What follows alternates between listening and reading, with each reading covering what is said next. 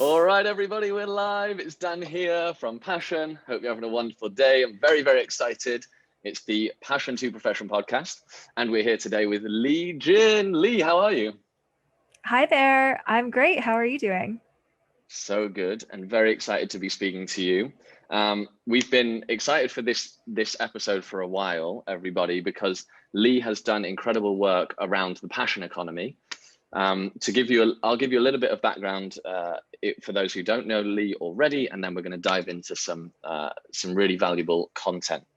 So exactly. So Li has just founded a new firm. We can't talk a lot about it, but it's called Atelier Ventures, which is very, very exciting. We'll talk about that in a second. Li loves to chat about marketplaces, technology, and how they can help open up economic opportunities for people globally. She's previously a partner at Andreessen Horowitz, which is a VC, early stage consumer investor. And she's held board observer positions at Substack, Sandbox VR, Dialpad, OpenGov, Honor, Virtual Kitchen Co., an insane amount of amazing companies. So prior to A16Z, which was the previous company, Li was a product manager at Shopkick, a VC-backed startup in the loyalty and rewards space. Li, that's a pretty impressive resume. Oh, thank you. Welcome to the show. How are you? Thank you. It's so nice to be here. Thank you for having me on, and hi, everyone.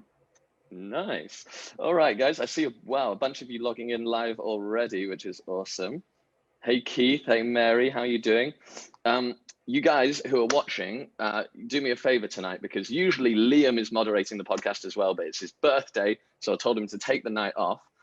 For those in the community who are watching, please could you share this all over our Facebook groups? If you're in our Slack community, please share it everywhere, you guys. I would really appreciate that, to make sure that everyone knows this is happening live right now so they can ask Li their questions.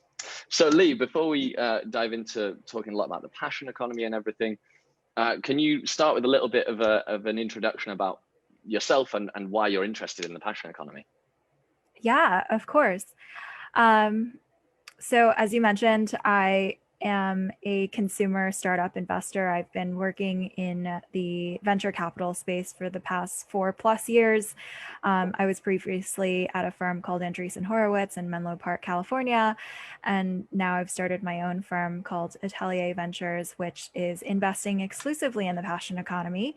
And yeah, my background and how I got here and why I'm interested in this space is that to be honest, I've always considered myself a creator first and foremost, deep down. Like I think of myself as a creator. I enjoy blogging. I've been blogging ever since I was probably 10 years old. I've been studying art for a really long time. I'm surrounded by artists in my family. And so I've always had a ton of interest and affinity for people who are making content and crafting their own livelihood from their own skills and talents. And that really meshed well with my prior experience investing in marketplaces when I was at A16Z. I covered consumer marketplaces and other consumer software categories and just saw this huge explosion of different platforms that represented new ways for people to get access to work opportunities. And in the past decade, I think the paradigm was very much the gig economy marketplace and helping people get connected to very turnkey opportunities where they could quickly complete a gig and get $10 or $20. But I think a lot of those gig platforms, they advertised the promise of being your own boss, having control over your work life. And I think for a lot of people, they didn't fully live up to that promise because the platform is really dictating everything that you do. And so I'm just really interested in what are the future platforms that really enable people to have ownership and autonomy and to be able to take control of their work lives and do work that feels more fulfilling and creative to themselves. I think most humans actually want to exercise their imagination and feel challenged and see themselves reflected in the work that they're doing. And I think the passion economy represents a path for that to be able to come into fruition for many people. Awesome. Really nice. For those watching, you guys know that what we do is we try to help you to be successful within the passion economy. And, it's called From Passion to Profession, this podcast, it's all about helping you guys to to generate income with what you're passionate about, and also bring your experience, your inspiration to people. And so, Lee, I see that the fact that there's now people like yourself really investing in this space, and a lot of different platforms who are trying to give more power to creators, to inspiring passionate people, is just awesome. You wrote an article that I absolutely loved called or around the topic of 100 true fans, and I would love to dive into that in a bit more detail. Can you explain, Lee, the difference between, or can we start with the 1,000 true fans model that's about a decade old already, and Yeah. then we'll move on to 100 true fans and how they're different. Yeah, absolutely. So I think I was very much inspired by, and I think a lot of people have been inspired by, this piece from about 10 years ago called "A Thousand True Fans" that Wired editor Kevin Kelly wrote and published on his blog. And I think this was one of the earliest blog posts about how to make a living on the internet as a content creator. And he basically, in this post, talks about how to be a successful creator, whether that's an artist, musician, author, or entrepreneur online, you actually don't need to have massive fame. You don't need to be a celebrity with 1 million followers. Instead, he argues, you actually just need 1,000 true fans who are willing to support you to the tune of $100 per year, in order to make a sustainable living. And the math comes out to, 1,000 fans paying you $100 a year is $100,000 of annual income. And he believed that the critical change that enabled many people to be able to make a living this way was the fact that the internet removed middlemen. So instead of being signed to a record label, instead of being represented by a gallery owner who took a portion of your earnings, instead, the internet empowered creators to go directly to consumers and to be able to basically earn the entire amount that the consumer was willing to pay. So the internet really unlocked the 1,000 true fans model. And my piece that you're referring to is called, I think I titled it 1,000 True Fans Try 100. But it basically takes Kevin Kelly's idea one step further, which is that, I believe that you don't even need to have 1,000 true fans to be able to make a living online as a creator. You actually need just 100. And the model that I propose is, if you can get 100 people to buy your product or your service and pay $1,000 per year for it, then you can also earn, $100,000 per year and make a living as a successful creator. So basically, it just involves having fewer total customers, but monetizing each one much more, to $1,000 a year. And this blog post lays out what are the components of actually creating an offering that people would be willing to pay $1,000 for. And I sort of decompose it into a few major factors that I outlined. I think they were like, one is the tapping into this desired result or transformation that the customer wants. People are typically pretty motivated to pay money for something if they really want to achieve a certain goal. Another one is like offering premium content and community that they can't get anywhere else. If it's really exclusive content that is highly valuable and it's bundled together with this community of like-minded individuals, then people are willing to pay more for that. Another aspect was accountability. Like, a lot of times people are willing to pay a higher amount because it makes them actually feel more accountable to themselves. Like, people are typically willing to consume something more if they've paid money for it, if they feel like it's kind of like the sunk cost fallacy, but it raises the accountability stakes if people have had to pay a high amount for it. And then I think the last one was access, recognition, and status. Like, people, you can really tap into that super fan mentality of, I want to pay more, not just to get a better product, but actually to showcase the fact that I paid more to the rest of the community. And this is the reason why you have like Twitch streamers tipping their favorite, I mean, the Twitch audience tipping their favorite creators and so on, and the different Patreon tiers as well. People want to showcase their status and gain recognition for supporting a creator to a high degree. But I think all of these components sort of tie back to the fact that, like, as a customer, you're actually getting something that's highly valuable. You're not just supporting the creator out of goodwill, you're actually getting a high value product from them. And I think that is the key difference between the 100 true fans model versus the 1,000 true fans model. In the 1,000 true fans model, getting people to pay you $10 a month, people will probably do that as a donation without expecting anything in return. If you're trying to monetize someone to the tune of $1,000 per year, then you have to provide them with tangible value. Right, absolutely. For those watching, I see a bunch of you jumping in now, which is awesome. Hey, Rebecca and Linda and Leah and Mary and Parita, like tons of you guys, Keith, Leah. Let us know in the comments right now with the number, either write down the number 100 or the number 1,000 based on which model you think is actually easier to achieve. Do you think it's easier to get to 100 people paying 1,000 a year, or to get to 10,000 people paying 100 a year? Just write down in the comments either 100 or 1,000 based on which one you guys think is easier.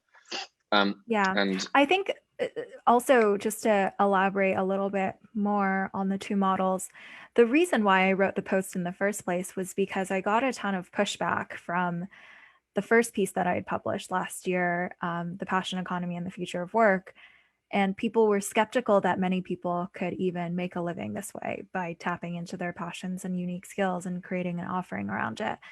And I wrote 100 True Fans almost as a rebuttal to that, because I wanted to sort of lay out the math and show people it's actually easier than you think for many people to earn a living this way, because all you need to do is find a niche where you can provide a ton of value and assemble together a customer base that doesn't have to be huge. It can just be 100 people, and support yourself by doing this.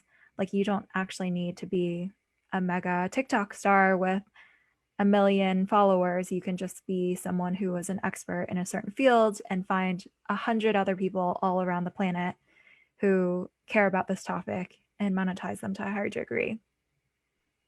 Yeah, it's so funny how like you're really, I think we're really singing off the same hymn sheet. I did the numbers, and to get 100 people, you need 1 in 78 million of the population, right? Yeah. So you can be insanely niche. You can be like the nichest of niche. Yes. And find 1 in 78 million people who resonate enough to pay $1,000 a year. Agree. Yeah, absolutely. And based on the comments here, literally like 20 people have jumped in, and they're all saying for them much more achievable in their mind to get to 100 than paying 1,000 a year. And Lee, I wanted to ask you this, because when I read your article, you talk about fans, and when you talked about the recipe for earning 1,000 a year, you talk about like premium content, you talk about access and recognition, and these are definitely things that to me make a lot of sense, that if you were a mega fan, like you really admire like this particular person, you would maybe pay for that. But accountability and delivering tangible results, to me, it isn't always about being a fan of someone, but just believing that someone can get you to your desired result because they've maybe got themselves there before, or they've helped others who are like you get there before. How do you think the relationship that you need to build with your, let's call them fans, how do you think it's different when you're going down the 100 mindset or the 1,000 mindset? That's a really interesting question. I think it gets to the semantics of like what is even the line between a fan and a customer. And I think the lines are blurring now increasingly with the passion economy. I think fan has this connotation of just affinity for someone. You feel a lot of, you like them, you have an affinity towards them, you want to consume their content, but you don't really expect anything in return of them. Like they don't have to do anything differently for you than they do for all of the rest of their fans. Versus customer, there's like a higher level of reciprocity, I think, in that terminology. Like if you are a customer of someone, you are expecting something from them. And if that brand or person or company doesn't live up to what their marketing or what their promise is, you expect some level of accountability. I think increasingly online entrepreneurs and creators, they sort of live in this middle ground between amassing fans and amassing customers. And we see this with Cameo because you're monetizing your fan base and you're monetizing that idea of access. Um, I think, yeah, I think a lot of recent companies and recent models have shown that just getting recognition and access to someone that you really care about and feel affinity for, that itself can be a product that you sell, and that has value to customers. And people are willing to pay a really high price for it instead of just passively consuming it as a fan. Yeah, that's right. So I spend a lot of time with our community, one-on-one, in groups, like doing lives, all this sort of thing. And and I know that one of their biggest challenges, so to let you know, Lee, they're generally when they come to us, they're usually in the offline world, coaching, teaching, Mm-hmm. tutoring, training, that in different niches, right? And then when they go online, like one of their biggest challenges, and guys in the comments tell me if I'm right, is like this imposter syndrome, right? Of seeing out there all these like these mega influencers and these gurus and thinking like, who am I to create, something, and put myself out there as you know as someone who should have fans, sort of thing. And I think what has helped the community, and again in the comments, please tell me if you agree or disagree. What has helped is like, for us, we're not putting ourselves out there as, hey, look how great we are and you should all like follow us, but rather, here's my experience and I can help you to achieve a certain result. If you're struggling with this and if you want to go here, I can help you bridge that gap. And of course that gap has a value, and therefore, so our community have got around that sort of imposter syndrome thing, by focusing on the value they're providing rather than their own sort of stardom, if that makes sense. Right. Yeah. I think that's an interesting distinction. It's sort of like the connotation of fan is that it's someone who cares about the person as an individual, like it's their personhood that matters to them, versus customer is really about the product or service that they're delivering, less so the specific person. I Right. think though that the two are being increasingly conflated now I because yeah, a lot of these services are being provided by people. You develop affinity to them. If you are supporting a podcaster on Patreon, are you their customer? Are you their fan? I would argue probably a little bit of both, especially if the podcaster is spending time with you on a live Zoom call each month because you're supporting them to a really high degree. Yeah, 100% agree. You wrote this article, I think it was back in February this year, which Mhm. is before a pretty major world event. How has the pandemic changed your view of this whole thing? I think the pandemic has definitely brought it to the forefront in everyone's mind and really accelerated the passion economy in general. And I think the specific reason why that's been the case is obviously unemployment, unfortunately, has occurred in many countries.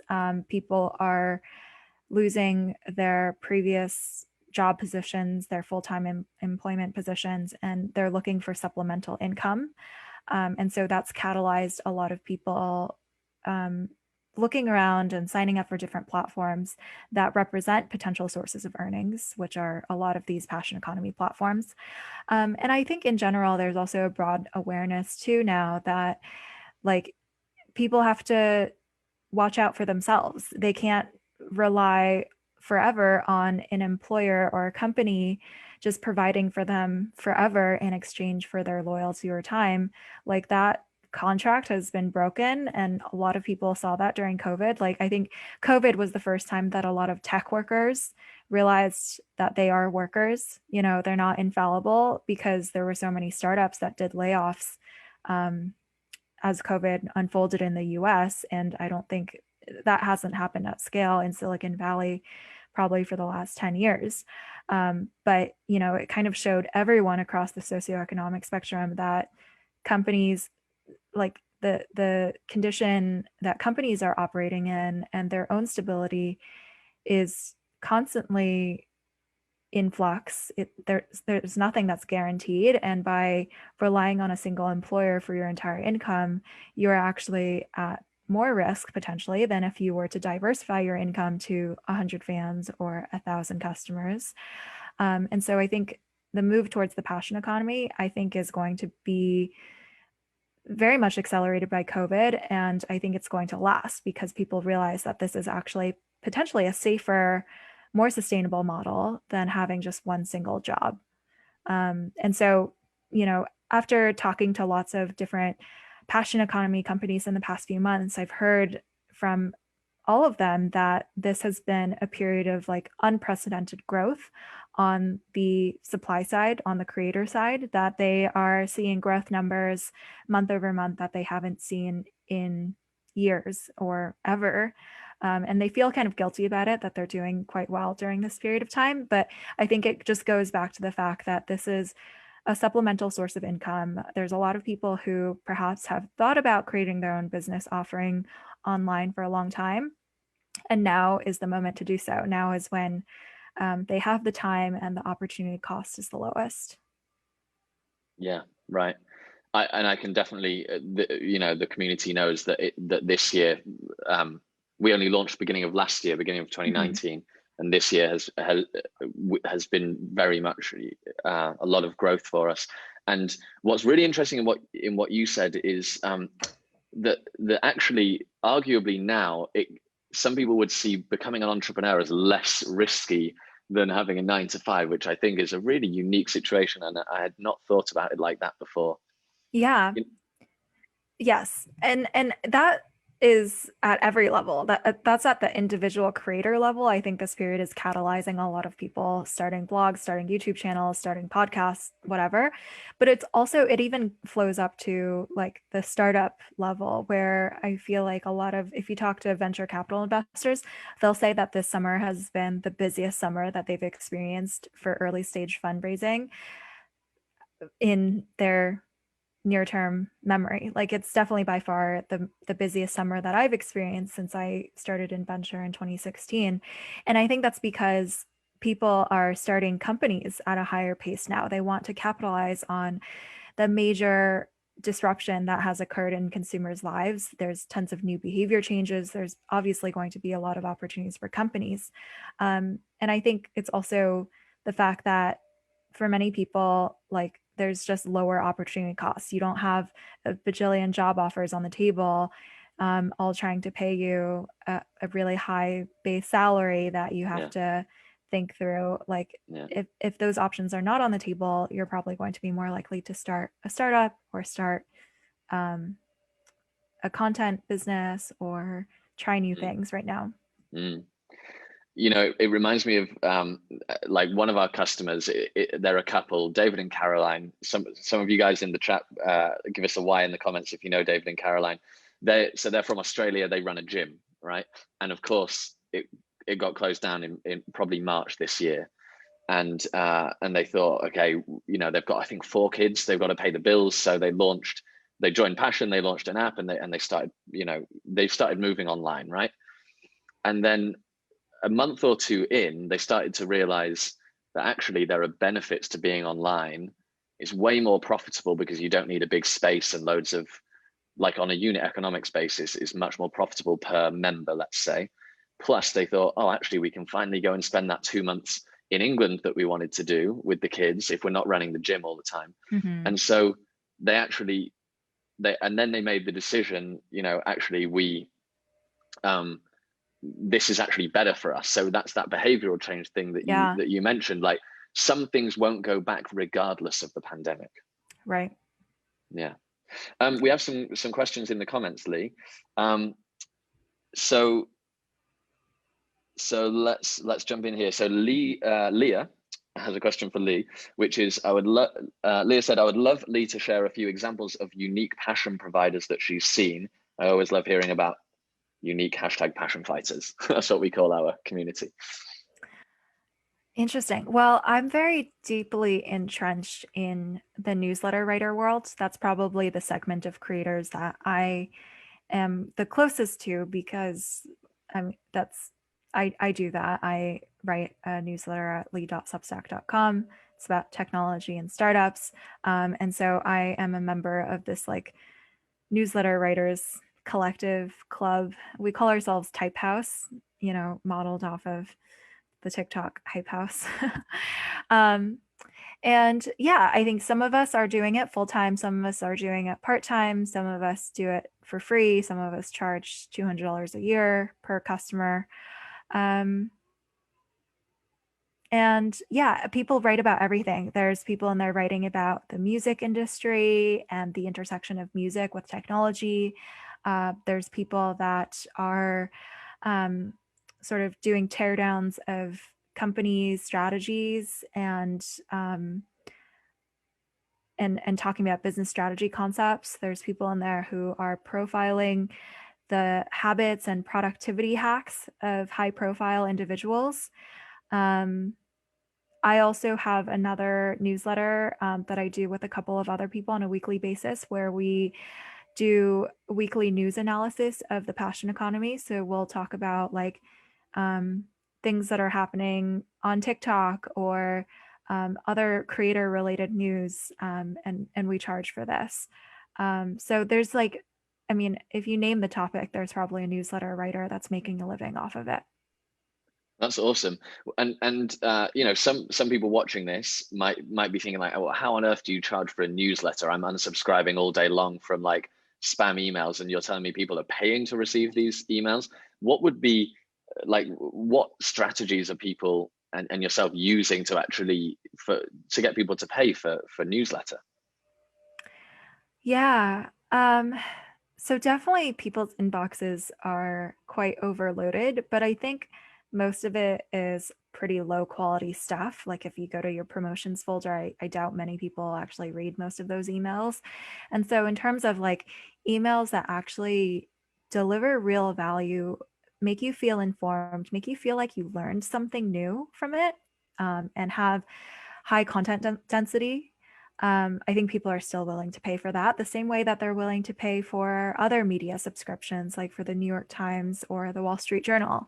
Like the caliber of information and knowledge that you learn from those sources is just different than what you encounter probably on your Twitter feed or on your Facebook news feed. And so I think as the world becomes more crowded and noisy, that's actually the perfect time at which to create a newsletter that breaks through that noise, that delivers you the specific content in a subject that you're interested in. Nice. Another question from Keith, which is like, once you've built a really good relationship with these, let's say 100 fans or 1,000 fans, and they really trust you, and you have like, before the product offering, but you've got like a good amount of trust built. What strategies do you use to then convert that into customers and clients? What have you seen in that in terms of that? Yeah, I think for every online creator, their path looks pretty different and unique to themselves. I think one of the common playbooks that I see is there's almost like a life cycle where first you're building up a free audience, and you can do that on the social platforms, YouTube, etc.